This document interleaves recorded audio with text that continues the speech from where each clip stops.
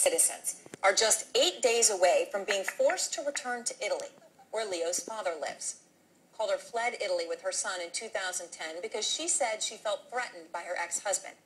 The case has gotten the attention of celebrities like Angelina Jolie and organizations including the Bill and Melinda Gates Foundation. Our Miguel Marquez went out front to investigate the story. It's my worst nightmare coming true. Laura Calder, an American fighting for her 6-year-old son, Leo. 2 years ago, she fled Parma, Italy, and an Italian husband she grew to fear. You feared for your life. I feared for my life, and I feared for my son's life. Neither parent wanted us to show Leo's face when Calder left Italy with Leo, who was born there, then filed for legal separation here in California. Her Italian husband filed charges of his own, kidnapping. I'm not a bad mom. I didn't damage my child. I was protecting him. I was protecting him. And all I did was come to my family. You know, I don't have a right to come to my own family for help. Calder claims her husband physically and emotionally abused her, sexually abused their son, and may have even hired a hitman. She won her first case, but a California appeals court in December found only the claim of emotional abuse credible and ordered that she return Leo to Italy and let the courts there sort it out. I don't see myself as a child abductor. I see myself as a person who saved her child. Calder's husband, Maurizio RIgamonti, used international law, the Hague Convention, to compel his son's return.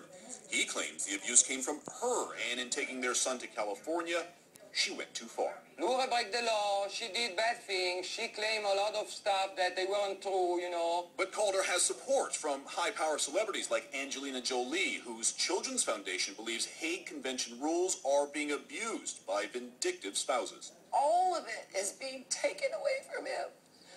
For what? To go back to an abusive man. I'm ready to care about his need, you know, and I will, with all my patience, all my love, I want the best for Leo, you know. Calder and Leo will return to Italy June 1st. Upon landing in Rome, Leo will go home with his father until a full custody hearing 2 days later. Calder fears that separation could be devastating. My son has never spent a single night ever alone with his father in his entire life.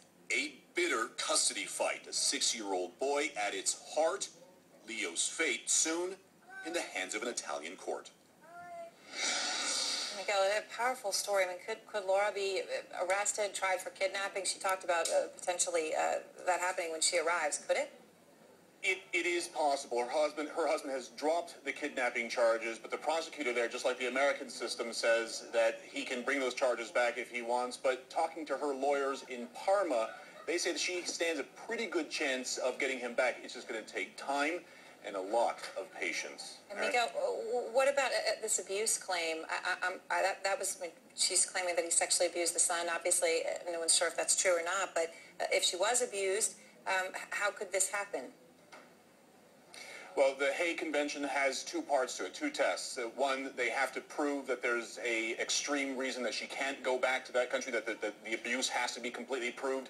And then it also has to be the case that they're being sent back to a country that doesn't have the ability to deal with it. In this case, Italy has a child care service. They have prosecutors and courts and specialists there that can help deal with this. So in the case of Italy, she doesn't meet both those tests.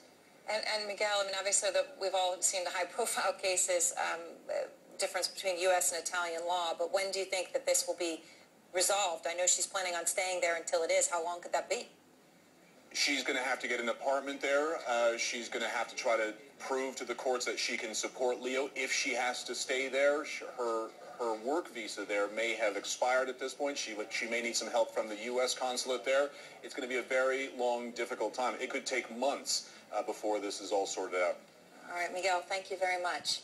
And still